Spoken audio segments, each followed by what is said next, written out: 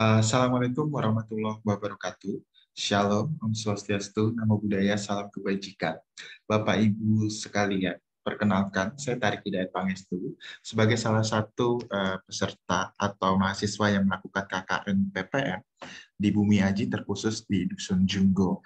Pada kesempatan ini saya akan melakukan atau menyampaikan penyuluhan hukum terkait perizinan berusaha berbasis risiko.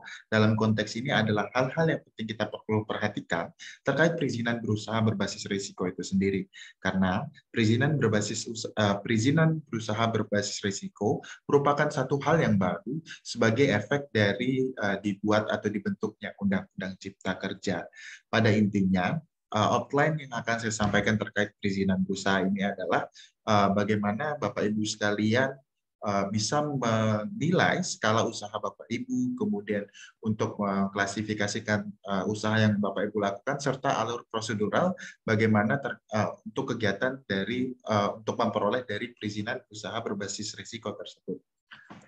Baik Bapak Ibu, sebagaimana telah saya sampaikan sebelumnya, hal ini sebenarnya berkaitan erat dengan dibuatnya Undang-Undang Cipta Kerja, karena Undang-Undang Cipta Kerja yang semangat utamanya adalah untuk mendatangkan investasi atau investor itu sendiri, baik dari dalam negeri maupun luar negeri, sehingga adanya serangkaian pengaturan untuk mempermudah terkait persyaratan-persyaratan masuk untuk melakukan investasi, maupun salah satu yang terdampak adalah terkait kemudahan atau mempermudah dari perizinan berusaha itu sendiri. Terkait Undang-Undang Cipta Kerja ini juga memiliki peraturan turunan seperti Peraturan Pemerintah Nomor 5 Tahun 2021, Peraturan Pemerintah Nomor 7 Tahun 2021, maupun Peraturan BKPM Nomor 4 Tahun 2021 yang akan berkaitan dengan topik kita, yaitu perizinan berusaha berbasis risiko.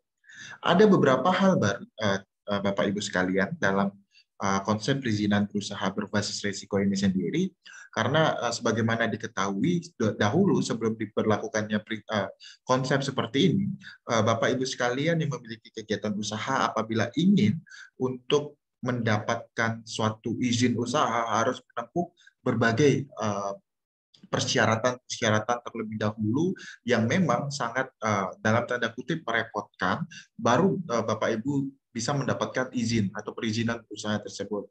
Nah, dengan adanya Undang-Undang Cipta Kerja ini sendiri yang membawa turunan yaitu perizinan berusaha berbasis risiko, akan ada konsep-konsep yang disederhanakan, di mana konsep perizinan berusaha ini sendiri lebih melihat apakah kegiatan usaha Bapak Ibu memberikan risiko yang rendah, risiko menengah, tinggi, dan sebagainya. Dan risiko-risiko ini akan mempengaruhi apa-apa saja syarat yang Bapak Ibu perlu penuhi terlebih dahulu, yang sebenarnya banyak sekali yang sudah disederhanakan. Selain itu pula, konsep yang dibawa dari keadaan-keadaan adanya pembentukan Undang-Undang Cipta Kerja ini sendiri adalah konsep izin yang sebelumnya menjadi pengawasan, Bapak Ibu sekalian. Di mana sebagaimana diketahui, kalau izin itu kan pada hakikatnya adalah suatu dispensasi untuk kegiatan-kegiatan tertentu yang dilarang. Sedangkan sehingga adanya konsep atau hadirnya negara dengan ketat seperti itu. Nah, saat ini dengan konsep pengawasan seperti mitra, pemerintah di sini akan menjadi mitra untuk mendukung kegiatan dari Bapak Ibu dalam melakukan usaha. Selain itu ada juga sistem OSS atau online single submission yang baru-baru saja diresmikan oleh Presiden Joko Widodo sebagai seperti perizinan satu pintu lah untuk adanya efisiensi dan efektivitas dalam mengurus perizinan usaha itu sendiri. Latar belakangnya seperti itu karena adanya perubahan-perubahan peraturan yang harus disesuaikan dan menjadi penting untuk Bapak Ibu ketahui seperti itu. Nah, saat ini sebelum adanya Undang-Undang Cipta Kerja itu, menurut data dari Kemendak atau Kementerian Perdagangan pada bulan Maret 2018, masih banyak sekali UMKM yang belum mendaftarkan usahanya. Karena memang paradigma dari riset tersebut melihat bahwa sulitnya atau birokratis atau sangat kompleksnya persyaratan yang harus dipenuhi, sehingga banyak UMKM yang menilai hal ini akan sangat sulit gitu untuk dipenuhi. Padahal Bapak Ibu sekalian, sebenarnya perizinan berusaha itu sendiri merupakan satu kewajiban bagi suatu pelaku usaha karena akan memberikan kepastian kepada Bapak Ibu, misal dengan adanya pendaftaran itu sendiri atau adanya perolehan perizinan berusaha itu sendiri, mungkin saja ada bantuan-bantuan atau insentif-insentif dari pemerintah terhadap UMKM-UMKM yang sudah terdaftar. Karena selain itu pula, jika karena kita tahu bahwa ini suatu kewajiban, jika tidak dilaksanakan, maka di dalam peraturan yang ada juga ada sanksi yang bisa diterapkan, baik sanksi administratif seperti pencabutan kegiatan usaha maupun sanksi pidana sebenarnya Bapak Ibu sekalian. Oleh sebab itu, sebenarnya dengan perizinan berusaha dan melihat ada benefitnya dan kemudian ada sanksinya, maka diharapkan UMKM-UMKM yang ada ini untuk segera mengurus yang namanya perizinan berusaha itu sendiri. Untuk menyokong UMKM yang sebenarnya sebagai salah satu tonggak perekonomian di Indonesia, ada beberapa kemudahan-kemudahan diberikan sebenarnya oleh pemerintah, seperti bisa kita baca di PP atau Peraturan Pemerintah Nomor 7 Tahun 2021, ada misal kemudahan, yaitu fasilitasi pendaftaran, bimbingan teknis, konsultasi, hingga pelatihan maupun terkait bantuan biaya perizinan. Ada juga terkait insentif yang sebagaimana telah saya sampaikan, seperti keringanan pajak, pengurangan pajak, restitusi, perlindungan HKI, dan sebagainya, serta manfaat-manfaat lainnya ketika memang adanya dilakukan pendaftaran atau perolehan perizinan berusaha itu sendiri, Bapak Ibu sekalian. Nah, setelah kita tahu betapa pentingnya adanya perizinan berusaha itu sendiri, maka pemerintah juga melihat atau menilai bahwa kebijakan yang lama ini akan menyulitkan secara sosiologis bagi pelaku usaha terkhusus yang usaha kecil, usaha mikro seperti itu untuk mengurus persyaratan yang ada. Makanya atau oleh sebab itu dibentuklah perizinan berusaha berbasis risiko sebagaimana telah saya paparkan tadi, yang titik poinnya adalah ketika Bapak Ibu memiliki kegiatan usaha yang risikonya rendah, maka syaratnya juga tidak terlalu sulit seperti itu. Atau Bapak Ibu hanya memiliki satu dokumen, tidak berlibat dan lain sebagainya. Mungkin kita bisa langsung bahas bahwa perizinan berusaha berbasis risiko ini sendiri yang sebagaimana telah saya sampaikan adalah salah satu faktor untuk mendorong adanya investasi baik dari dalam negeri maupun luar negeri. Karena secara harafiah atau secara hakikat, ketika kita memiliki satu kegiatan usaha, kita harus memiliki persyaratan dasar perizinan berusaha dan atau perizinan berusaha berbasis risiko. Persyaratan dasar itu apa aja sih? Misal, kesesuaian dengan kegiatan pemanfaatan ruang, persetujuan lingkungan, persetujuan bangunan gedung, sertifikat layak bangunan, dan sebagainya. Nah, oleh sebab itu hal-hal ini sebenarnya sudah ditangkap oleh pembentuk peraturan, di mana akan ada kemudahan-kemudahan yang diberikan untuk melakukan pendaftaran itu sendiri. Misal, Bapak Ibu, pengaturan terkait perizinan berusaha di pasal 6 PP nomor 5 tahun 2021 ada mengenai kode KBLI atau klasifikasi baku lapangan usaha Indonesia, kemudian ruang lingkup kegiatan, parameter risiko, kemudian di lampiran 2 ada persyaratan dan atau kewajiban perizinan berusaha, yang di lampiran 3 ada pedomannya, kemudian yang keempat ada standar kegiatan usaha atau standar produk itu sendiri. Mungkin kita bisa membahas satu persatu. Sebagaimana telah saya paparin juga bahwa perizinan berusaha berbasis risiko itu akan menilai risiko dan akan menyesuaikannya dengan persyaratan yang dibutuhkan.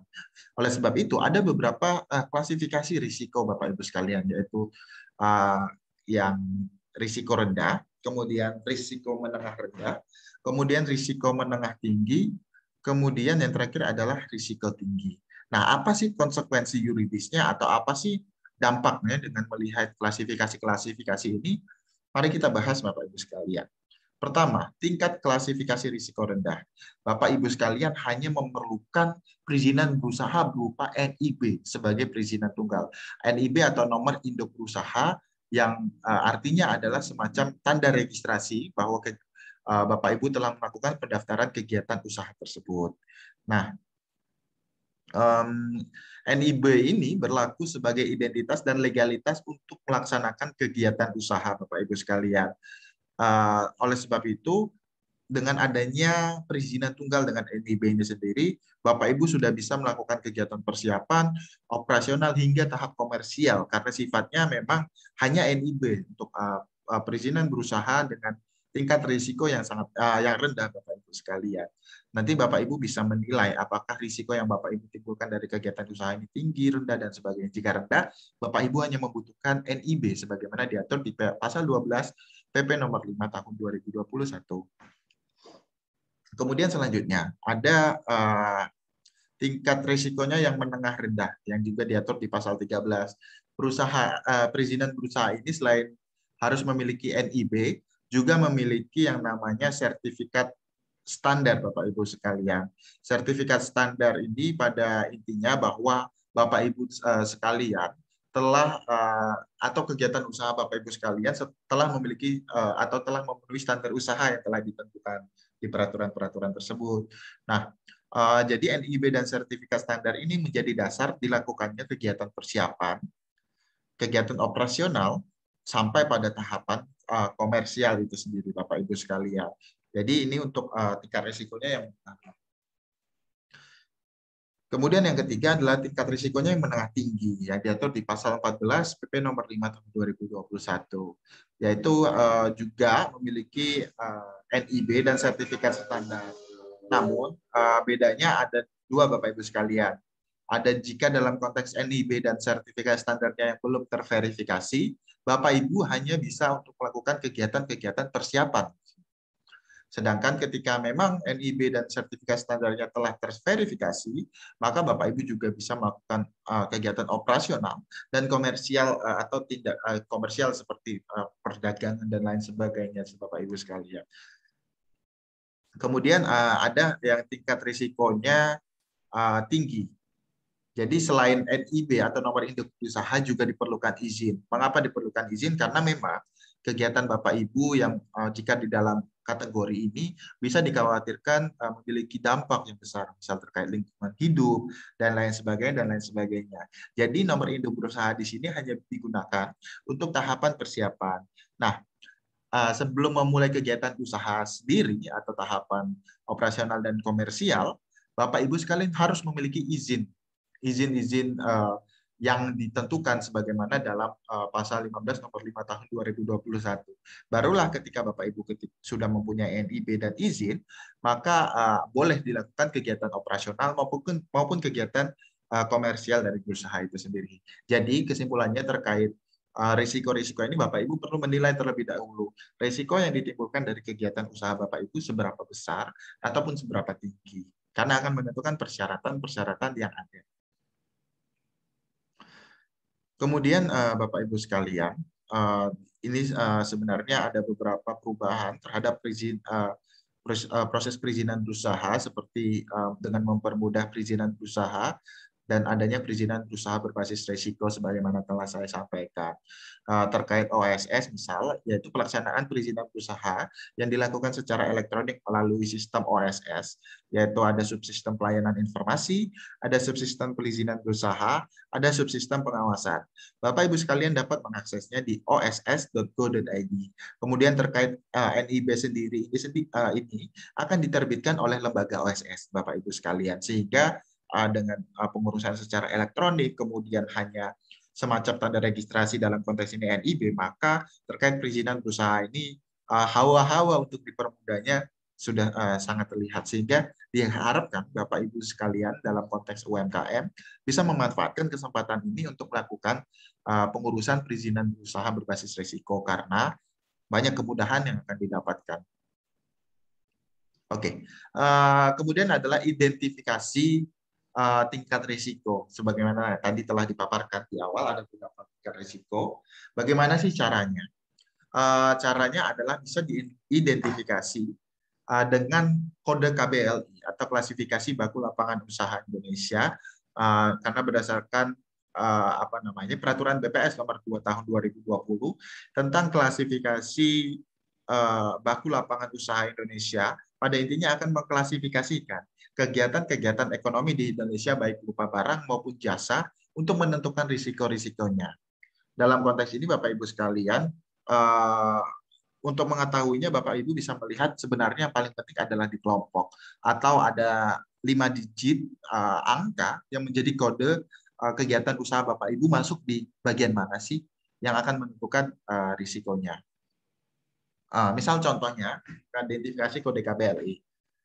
Contoh di sini misal Pak Joko hendak melakukan kegiatan atau membuka usaha penanaman apel atau kebun apel di lahan miliknya.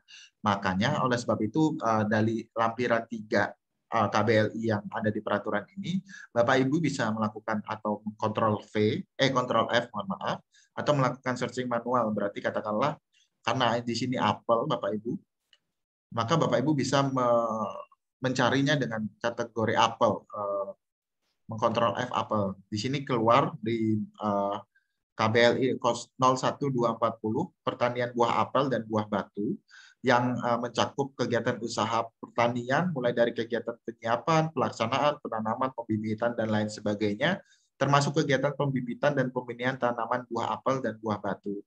Nah, di sini Bapak Ibu sekalian, nantinya akan ada persyaratan-persyaratan terkait skala usaha dan sebagainya yang akan saya sampaikan di bawah. Namun perlu Bapak Ibu sekalian pahami terlebih dahulu, langkah pertama yang dilakukan adalah dengan mengidentifikasi kode KBLI itu sendiri. Kemudian yang kedua adalah Bapak Ibu juga perlu mengidentifikasi skala usaha Bapak Ibu. Skala usaha Bapak Ibu, karena sebagaimana ketahui UMKM itu kan ada kepanjangannya ya. Bapak Ibu sekalian, yaitu usaha mikro, kecil, menengah, dan ada usaha yang besar. Karena ini akan dilihatnya bagaimana sih, misal usaha yang bentuknya mikro, itu adalah modalnya paling banyak adalah 1 miliar rupiah dan tidak termasuk tanah dan bangunan tempat usaha. Kemudian ada usaha kecil, di mana modalnya lebih dari 1 miliar, sampai paling banyak 5 miliar rupiah tidak termasuk tanah dan bangunan tempat usaha. Kemudian ada skala usaha yang menengah, di mana modalnya lebih dari 5 miliar sampai paling banyak 10 miliar, tidak termasuk dengan tanah dan bangunan usaha, serta usaha yang besar, di mana nilainya investasinya lebih dari 10 miliar di luar tanah dan bangunan itu sendiri, Bapak Ibu sekalian. Nah, untuk memperoleh NIB itu sendiri, Bapak Ibu, berdasarkan peraturan BKPM nomor 4 tahun 2021, ada beberapa yang Bapak Ibu harus siapkan terkait kelengkapan data dan rancangan umum atau rencana umum kegiatan usaha. Jika Bapak Ibu adalah dalam konteks pelaku usaha perorangan, maka hanya diperlukan syarat-syarat yang di poin A, yaitu nama, NIK, NPWP, rencana permodalan, nomor telepon, dan atau alamat email. Sedangkan badan usaha lebih banyak, dalam konteks ini Bapak Ibu misal bergeraknya di CV, atau PT, atau bentuk-bentuk lain, koperasi, dan sebagainya, Bapak Ibu selain memenuhi syarat-syarat yang tadi juga disebutkan NPWP dan sebagainya, juga ada nama badan usaha, status penanaman modal, nomor akta, jenis badan usaha, korespondensi, dan sebagainya. Hal ini perlu Bapak Ibu cantumkan untuk memperoleh nomor induk berusaha itu sendiri melalui sistem OSS, Bapak Ibu. Sehingga ketika datanya sudah benar dari awal, maka prosesnya juga akan cepat karena tidak ada revisi-revisi. Nah, saya akan coba paparkan contoh kasus untuk mengidentifikasi perizinan yang diperlukan, yaitu seorang pengusaha sedang melakukan kegiatan usaha budidaya anggrek, mawar, dan edelweiss, yang jika kita simpulkan, ini kesemuanya bunga ya Bapak Ibu, bunga anggrek, bunga mawar, bunga edelweiss.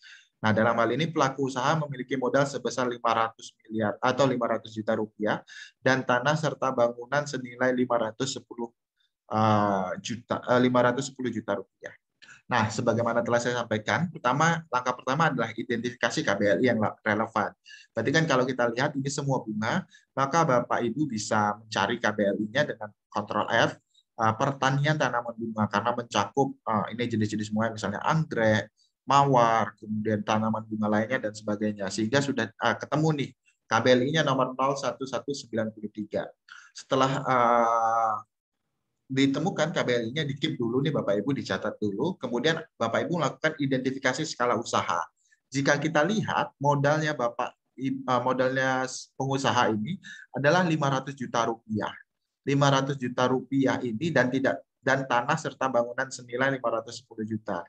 Kita kan perlu pahami tadi bahwa modal itu tidak termasuk tanah serta bangunan. Jadi 500 juta kalau kita lihat berarti dia bisa masuk ke usaha jenis mikro karena modalnya paling banyak 1 miliar, berarti 500 juta kan di bawahnya.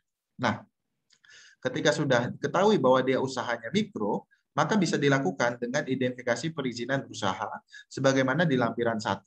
Pertanian tanaman bunga dan sebagainya, perizinan berusahanya hanya memerlukan NIB, NIB, NIB dan sertifikat standar, di mana ada tingkat resiko dan sebagainya. Kemudian bisa diajukan menjadi kewenangan siapa. Misal tingkatnya rendah menjadi kewenangannya bupati, bupati wali kota, untuk tingkat menengah tinggi masih bupati wali kota dan sebagainya. Nah, di sana juga akan ada kewajiban-kewajiban yang perlu dipenuhi Bapak Ibu sekalian sebagaimana tercantum di lampiran ke-2, seperti dalam konteks ini memiliki atau menguasai lahan perkebunannya, ada jangka waktu sesuai dengan lembaga OSS, kemudian membuat pernyataan melakukan budidaya yang baik sesuai dengan standar operasional dan prosedur, kemudian membuat catatan kegiatan usaha dan sebagainya. Sehingga Bapak Ibu bisa melihat, oke, dengan kegiatan usaha yang saya lakukan, misal terkait penanaman bunga itu resikonya rendah, sehingga Bapak Ibu hanya perlu mengurus NIB sebagaimana telah saya sampaikan prosedurannya. Seperti itu Bapak Ibu sekalian, semoga apa yang telah saya sampaikan, yang sedikit ilmu ini dari bangku perkuliahan bisa membantu Bapak Ibu sekalian, bisa bermanfaat bagi Bapak Ibu sekalian untuk melakukan pengurusan terhadap perizinan usaha itu sendiri, karena kesimpulan singkat yang bisa saya berikan, dengan mengurus perizinan usaha itu sendiri, maka dampak atau manfaat yang didapatkan jauh lebih besar, adanya kemudahan, perlindungan, pemberdayaan dari pemerintah, dan sebagainya. Oleh sebab itu, Bapak Ibu sekalian, dengan adanya kemudahan-kemudahan yang telah diberikan, diharapkan Bapak Ibu sekalian bisa untuk segera melakukan perizinan usaha berbasis risiko itu sendiri. Mungkin sekian dari saya, Bapak Ibu sekalian. Apabila ada kekurangan maupun salah-salah kata, saya mohon maaf. Wabillahi taufiq walhidayah. Wassalamualaikum warahmatullahi wabarakatuh. Shalom. Om Santi Santi Santi Om. Namo Buddhaya. Salam kebajikan. Salam sehat Bapak Ibu sekalian. Terima kasih.